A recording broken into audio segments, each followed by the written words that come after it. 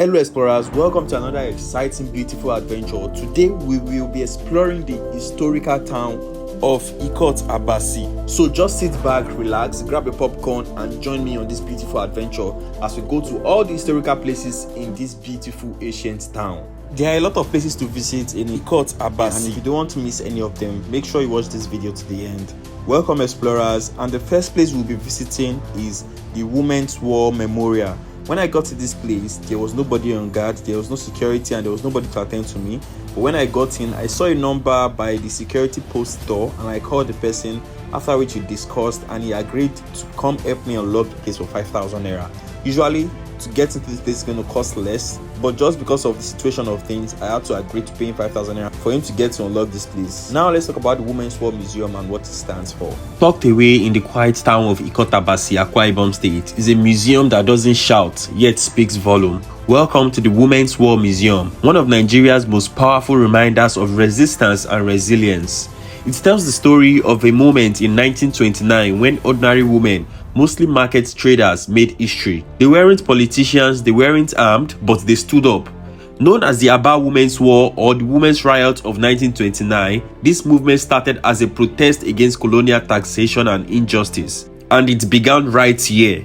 As you walk around the museum, you will find photographs, paintings, and sculptures of traditional authority and haunting accounts of women who refused to be silent. This isn't just about the past, it's about the power of voice, of unity, of women who challenged a system. The pictures tell stories of the British impositions, the women's call to actions, the brutal suppression, the legacy that echoes. It's not a large museum, there are no high-tech displays, and even the museum curator might not be around. But what it offers is weight, history that stays with you long after you leave. So if you ever find yourself in Ikot Abasi, don't just pass through. Stop by, listen closely, because in these walls, the voices of 1929 still speaks. But a question please, what were the men doing while the women fought? And that's what you should expect to see when you visit the Women's War Memorial. I was able to make such video because the tour guide wasn't around, and after I was done here, I went on to the Amalgamation House, and here is where I met the real tour guide that took me around all of the historical places in Ikot Abasi. Meet our tour guide for today, and here our exploration starts at the Amalgamation House, where she's going to be explaining different things to us concerning the colonial history of Ikot Abasi. I've been here, I'm a volunteer tour guide. I've been here for 1 and 4 years. That is my 14 year here. So you could see Lugard. This was Lugard office. Yeah, that is the front view. Just that is that. So these things, I have to pack them into the house to protect it, since the government don't care about it. So if I live in here, the scrap might carry this, or the rain is going to spoil it. So it's just there inside my house. So this is right now I'm of Frederick Lugard. You see Lugard. Yes. And this is a brief background of Sir Frederick Lugard, the Governor General of the Colonial and the Protectorate of Nigeria, 1914 to 1919. Frederick John Bertrey Lugard, known as Sir Frederick Lugard, between 1901 to 1928, born to the two January 1858, British British India. Training in Lugard Ministry College Sandhouse, profession soldier, explorer and colonial administrator. Spar of Law Rasha, office occupied, High Commissioner of the Northern Nigerian Protectorate, 6 January 1902 to September 1906. Governor of Hong Kong, 29 July 1907, 16 March 1912. Governor of the Colony and the Protectorate of Southern Nigeria, September 1912 to December 19. Governor of the Northern Nigerian Protectorate, September 1912 to December 1913. First Governor General of the Colony and the Protectorate of Nigeria, 3 January 1914 to 1919. Died 11 April 1945, age 87 in the history. Then this was Lord Frederick Bertrey Lugard and Lord Lugard's wife. Yes. She was Lord Lugard's wife, and she's the lady that gave the name Nigeria. Yeah. We also have the communication gadgets found in Lord Lugard office. See his microphone, his Motorola. Yes. Here it was connected here. If you look at the Motorola, you see transmitter. Where the transmits, you see.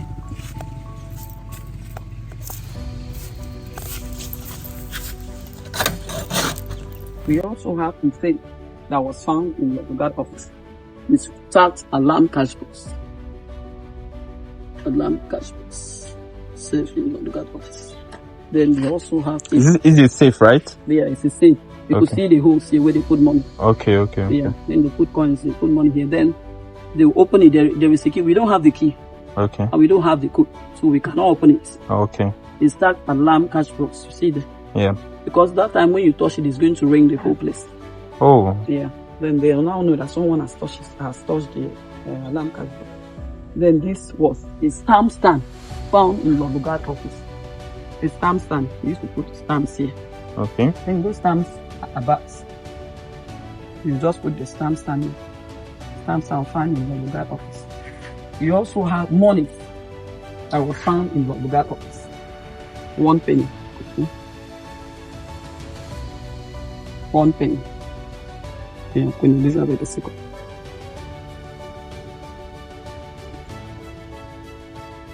And it.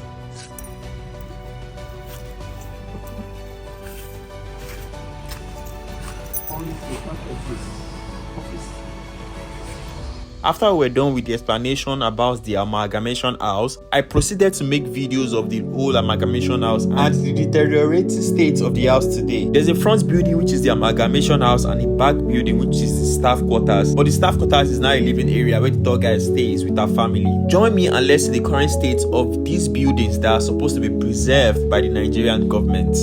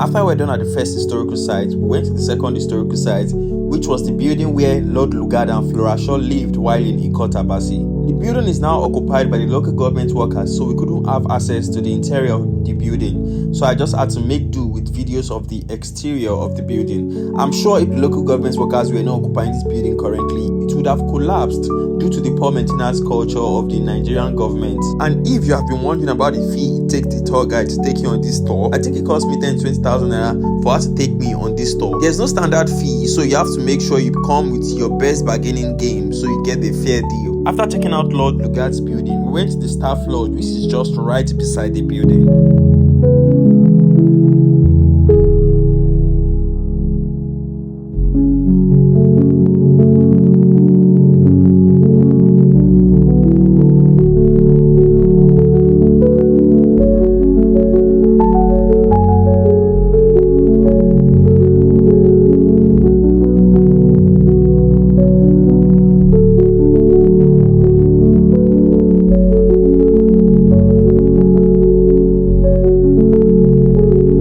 From the staff lodge, we proceeded to the next storage site, still on the same road, which is the DO's office.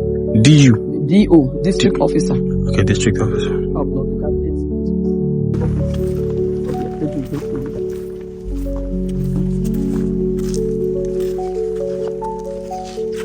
No, the DO office of Education. Okay. Yeah, Dr. Hunter. Captain Dr. Hunter's office. Yes. District Officer. District Officer. Yes, I think. Then here is the mock grave site. Mock grave site. In memory of all the women that died. Okay. Also known as Aba Women Rights. Okay. By then this was Aba province. So from Aba province to Opobo province. The name Ikot Abasi was given when he created Akwa Ibom from Portugal. Change this Okay, so firstly it was Aba province, then Opobo province. Then when Cross River State was established, that's when they now gave it Ikot Abasi. When Akwa Ibom was created out of Cross River. You know, we were once part of Cross River. Okay.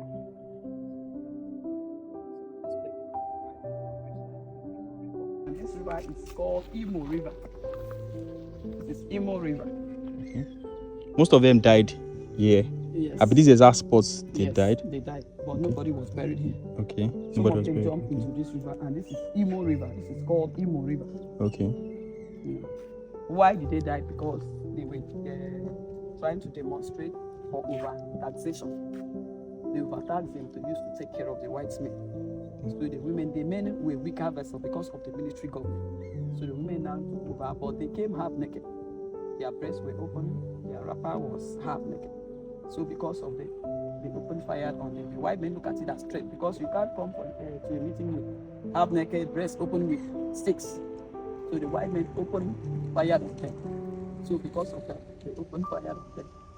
Since they opened fire on them, they killed them. Out of fear, some of them jumped into this Imo River. So this mock grave here, every 16 December, the president's wife, representatives, the governor's wife will now come and lay some flowers in memory of those women. What the tour guide was trying to explain in the last scene was the event that happened during the 1929 Abas Women Riot. The Abas Women Riot occurred in different parts of the region in 1929. One of those demonstrations happened in Ikot Abasi, as Ikot Abasi was an administrative headquarters during that period. The women of Ikot Abasi came to have meeting with the white men that were controlling the region during that time. When they came half naked with sticks, and this demonstration was because of the overtaxation that the market women were facing. When the white men saw this, they were agitated and opened fire at these women. Most of these women died at this spot, while some jumped into the river, and that was why the mock grave site was erected in that location. After visiting the mock grave site, we walked down the street, captivated by the remnants of colonial buildings, until we reached a boat harbor where videos were not allowed because the place was occupied by the Nigerian police force. This building being occupied by the Nigerian police force is also a colonial building. I was not able to make videos at the front, but we went to the back side, which was used as a slave warehouse during the colonial era. So we are welcome to the slave warehouse. All this way, the slave warehouse. This was where they used to keep the slaves. They'll bring them all over here and they will keep them here. The iron you see here was used to do the slaves mark at the back. How do they do it? They'll put the charcoal here and make sure it's hot. When it is hot, they will put this iron inside. Make sure the iron is hot. Then from there, they bring it up to give the slaves mark at the back. The iron here was used. It was connected to the scale where they used to weigh the slaves. The slaves will weigh their chicken. Some weigh mirror, some weigh the and some weigh comb. Some way mirror, some way drying, and some way comb. Yes, by then it was trade by barter. Yes, sir. The slave merchant was King Jaja of Opobo. This was former Opobo, and this was really base to do all his slave business with the foreign master.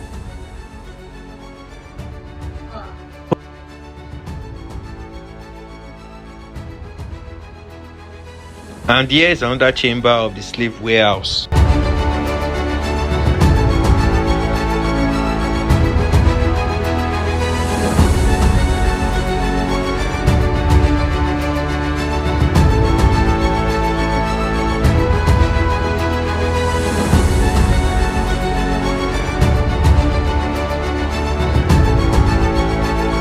We went further to the backyard of the warehouse, and I was informed by the tour guide that there used to be a creek in this area where boats brought slaves to the then Opobo via water transport. As well, there was also a train track at this backside where trains brought slaves from all local governments around the area. These slaves would then be stored in this slave warehouse we just finished seeing. So it's a real usually here before. The rail track, they used to bring the train. They used to bring the train that brings slaves. The train used to bring slaves here. From Etimepo and all over local government down here.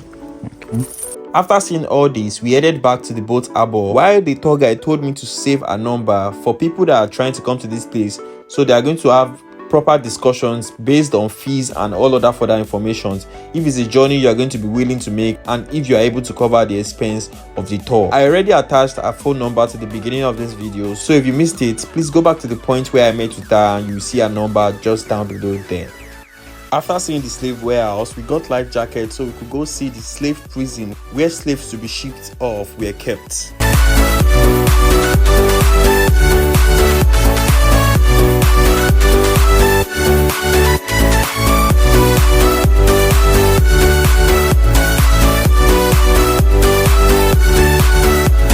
These holding cells were actually the floaters that were holding the bridge above water. When we got to the floater, we had to open it up and wait a couple of minutes so the air outside is going to mix with the air inside, because it has been closed for a long time and the air inside is definitely going to be toxic. After a couple of minutes, we then proceeded to descending into the cells.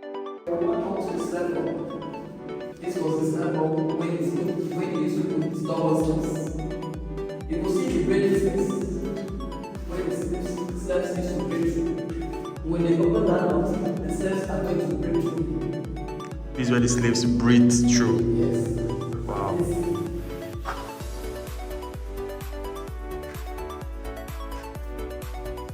Oh, this is a breathing hole.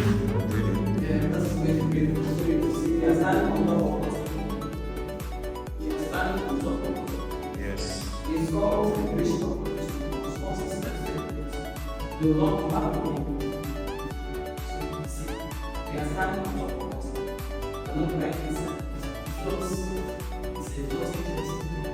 And if there's no one is going to swim, like this. Okay, yeah. There's a small turbulence that the wave is blowing. Oh, shaky. Because it's on top. What? That's all and seven. Do you have any questions? No. What is this compartment here? Okay, the floater is holding.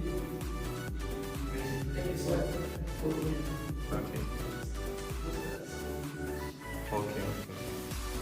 After seeing the cells, we then ascended back up. In case you didn't read the signboard I showed you earlier, normally only 30 slaves fit in comfortably inside these cells, but during slave trade, about 150 slaves were being kept inside this place at all time. Now imagine how tight and stuffy this place was going to be during the slave trade era.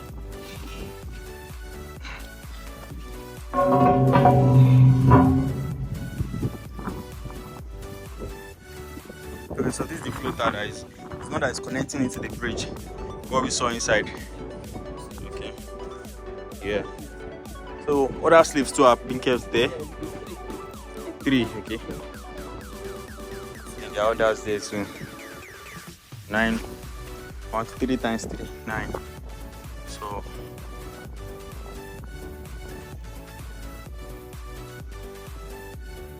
After we were done at the slave warehouse area and the bridge of no return, we then headed to the boat yard where constructions of boats that were used during the period of slave trade were being made. The best way to enjoy your tour in Ikot Abasi is if you have a private car or if you have a personal bike, because we had to walk about 10 minutes before we got to this boat yard, and we kept walking to different tourist locations in Ikot Abasi. If we had a bike or a car, this would have reduced our stress and time spent during this experience. and I this to the water and as water from there self will come in. No, this one is not salty. The other one is salty. Okay, this one is not salty. Okay, that one is salty. This one is not salty. I don't know how they do it because it's the same water. The other one is salt. But this water here is salty. One of your guests yesterday tested. So this one is not salty, and that one, wow. If there's bucket, let me feed it that you want to have it. No, don't worry, it's okay.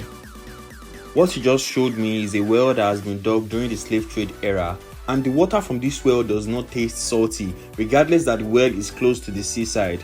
After seeing the well, we moved on to the back side of the boat workshop because the workshop has been locked and now we can't go through the front door or open the front door to have access into the workyard.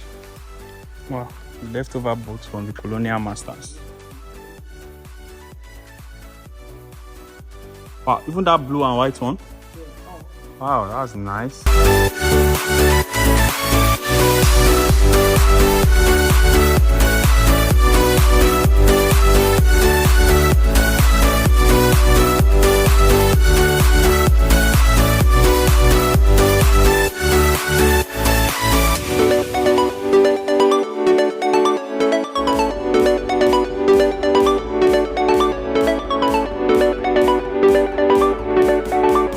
So that's the bridge of no return over there. The bridge of no return we're coming from. So this is the boat yard where we are right now.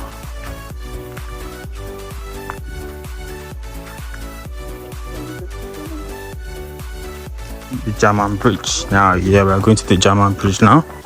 After we're done here, we headed to the German bridge, but while going, the tour guide took a chance again to remind me that the price I paid for this tour isn't what the tour actually is. That is, I paid less than she actually usually charges. So if you are coming, please come prepared with your coins so you don't have to hear all these stories about how she's trying to help you with the price you are paying for the tour. I had initially thought the German bridge was in Ikot Abasi, meaning the German bridge was within Akwa Ibom state. But while editing this video, I made my research on what the German bridge actually signifies. Then I discovered that the German bridge was actually built to connect Akwa Ibom state to Rivers state, which is Opobo part of Rivers state. But I was then confused because I thought Opobo in Rivers state was across the river. When I checked Google Map, it did not show me anywhere in Ikot Abasi where there is a river and there is a bridge across such river. But when I checked my picture geolocation, it showed me that the pictures I took on the bridge were actually taken in Opobo, and there's actually a water part where a bridge is supposed to be. So do we say history is wrong, or the Google Map is wrong, or the picture geolocation is wrong? Well, let me tell you more about this bridge according to history.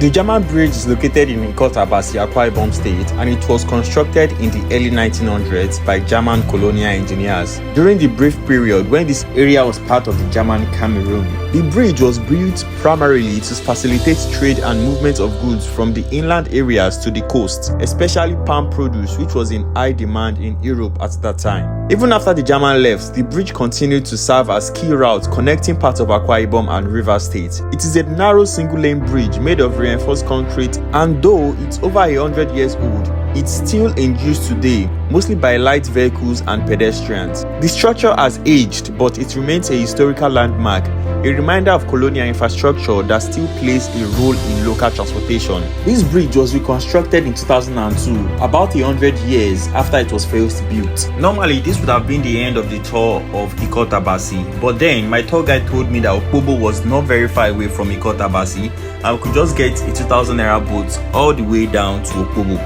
I would have made a separate video for Opobo, but since this trip is something you can combine together, I'll be adding the experience of Opobo to this video.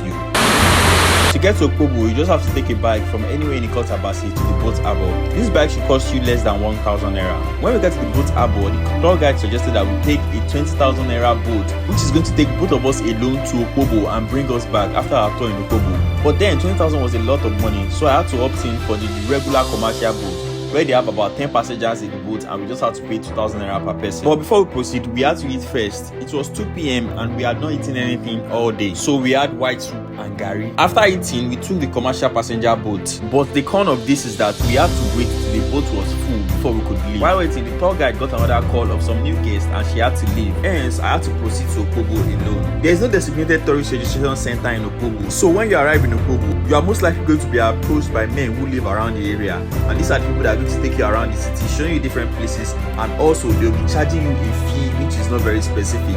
The fee is open to negotiation, but for me, I was trying to beat this cost. So when I arrived at Opobo, I did not act as if I did not know where I was going to. I just went straight to a bar to pretend as if I was trying to go get food. And when I reached there, I saw a man there whom I spoke with and told him to take me on this tour. I asked how much he was going to charge me for this experience, and he said I shouldn't worry that and I should just settle him at the end of this tour. Note, never agree to this when you are told this. Just make sure you negotiate properly before you leave. But for me, on this day, I did not negotiate properly, but in my mind, I had known I was going to give him at most 5,000 naira, which I did at the end of the tour, and he did not complain. Welcome to the ancient town of Opobo. Let's explore. And while we explore, I'm going to be telling you the story about Opobo and the King Jaja of Opobo. The tour of Opobo was a walking tour where we just went around to different places in Opobo. Visiting Opobo is not really worth it, but if you want to, you can definitely try it. This walking tour took us about 2 hours, so I think the 5,000 naira is actually justified. Now to the story of King Jaja of Opobo. At just 12 years old, a young boy from Lugard in present-day Imo State was captured by his father's enemies and sold into slavery. He was taken to the kingdom of Boni, where his first master gave him the name Juboga. He served diligently and humbly, eventually being sold again, this time to Chief Alali, ruler of the Opobo Ani People Royal House. In Boni at that time, slavery had a peculiar nature. If a slave proved successful in trade, he could buy his freedom and rise in society. Jubo did just that, acquiring enough wealth to purchase his freedom. As a free man, he focused on expanding his trading ventures, quickly mastering the politics and diplomacy of dealing with British traders. The British, finding his Igbo name difficult to pronounce, began calling him Jaja, a name that stuck and eventually became iconic. When Chief Alali passed away, the royal house was drowning in debt. Jaja paid off the debts within 2 years and assumed the leadership of the house. Amid escalating political tensions in Bonny, which culminated in the 1869 Civil War, Jaja and other chiefs led by Chief Jackie and Ipepu fled Bonny, along with 14 out of Bonny's 18 war canoes. They established a new kingdom, Opobo, strategically positioned for both defense and trade.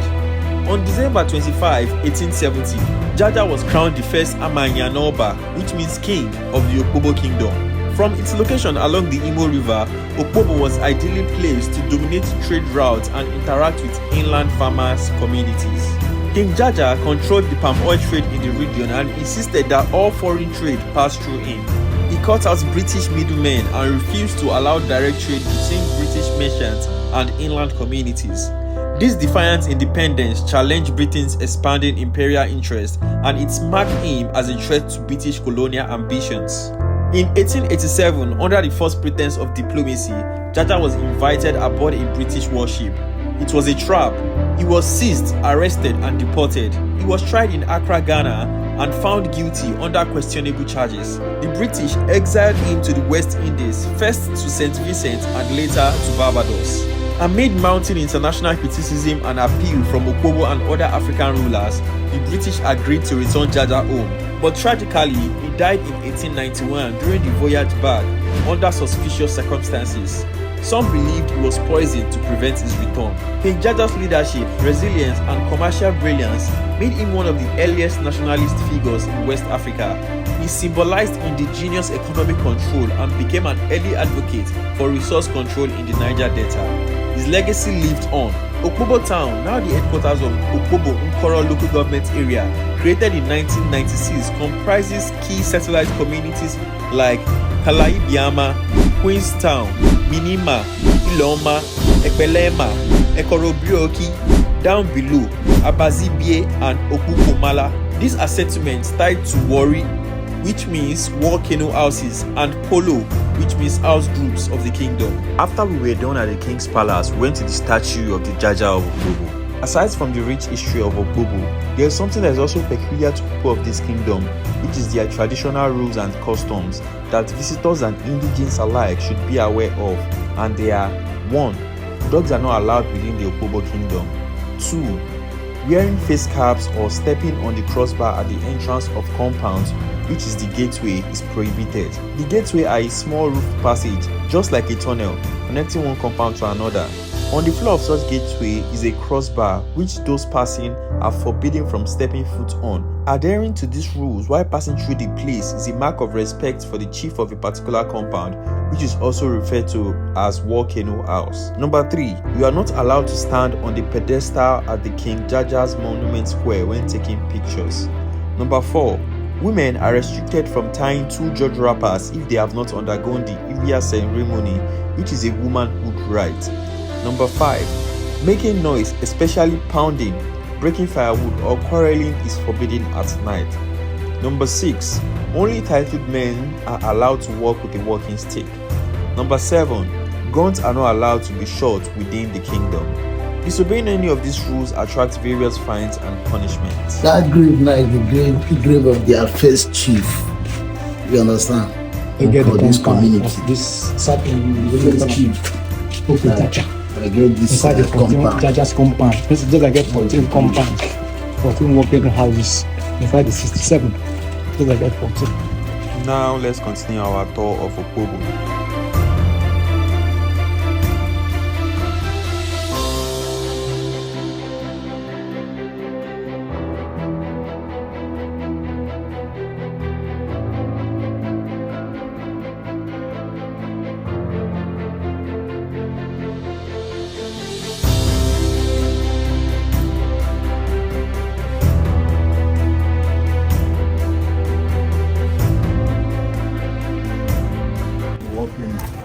This compound.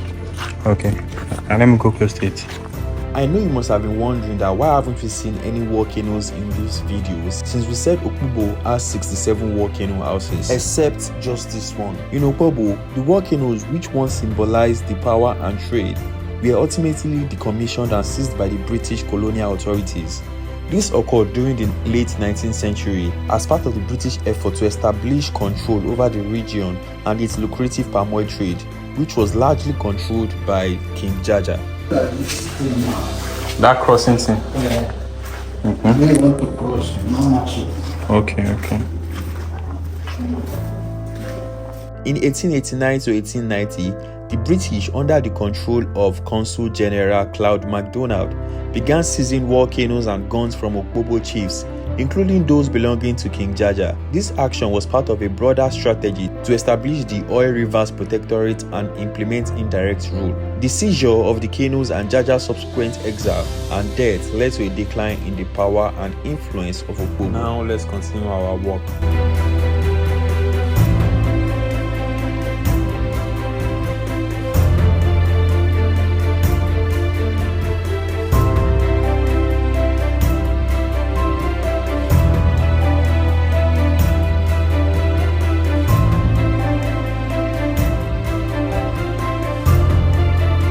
The town of Opobo, however old, has been undergoing some structural changes with the construction of good roads and linking roads which will be connecting Opobo to other parts of Rivers State, thereby ensuring transportation into Opobo is accessible via land and not only water. Before leaving, I told the tour guide to show me a pot which was said to have been used to boil humans alive in Opobo during the colonial era, but he showed me this palm oil pot instead and said he has never heard of such pots being in existence. We ended the tour here and I found my way back to the boat hangar where I booked a boat back to Ikot Abasi. And with this, we have come to the end of yet another interesting adventure. Please don't forget to like, subscribe and share this video, and until we meet again on another adventure, never stop exploring.